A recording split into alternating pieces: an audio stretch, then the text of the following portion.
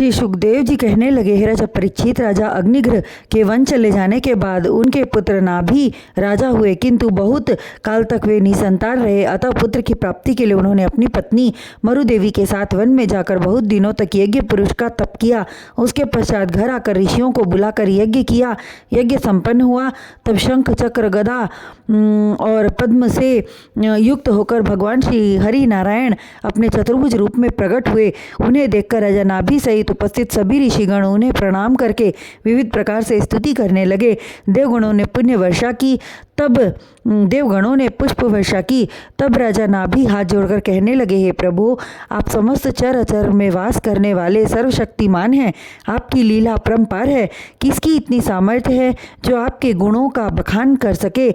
हे दयानिधान, आप कृपा करके मुझे ऐसा वर दें जिससे आपके समान पुत्र की प्राप्ति हो। राजा के मृदुल वचन सुनकर श्रीहरि प्रसन्न होकर बोले, हे राजन, तुमने मेरे समान पुत्र पाने की इच्छा से तप एवं यज्ञ किया है।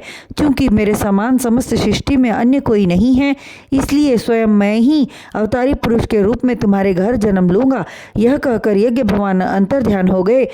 उसके पश्चात राजा ने ऋषि मुनियों और ब्राह्मणों को दान देकर विदा किया और प्रभु का प्रसाद ले जाकर अपनी रानी मरुदेवी को खिलाया।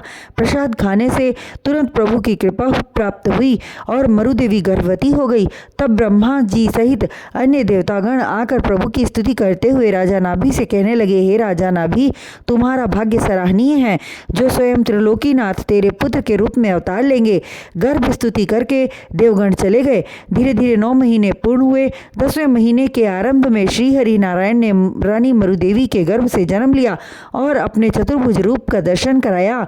प्रभु का दर्शन करके राजा नाभि और रानी मरुदेवी अत्यंत प्रसन्न हुए और दंडवत प्रणाम करके प्रेम पूर्वक उनकी स्तुति करने लगे। देवताओं ने अपने विमान पर बैठकर पुष्प वर्षा की। अप्सराओं ने नृत्य नाचना आरंभ किया। तत्पश्चात ब्रह्मा जी ने स्वयं आकर प्रभु का नामकरण किया और उनका नाम ऋषभ देव जी रखा। तब श्री हरि अपनी लीला प्रकट कर साधारण बालक के समान रोने लगे।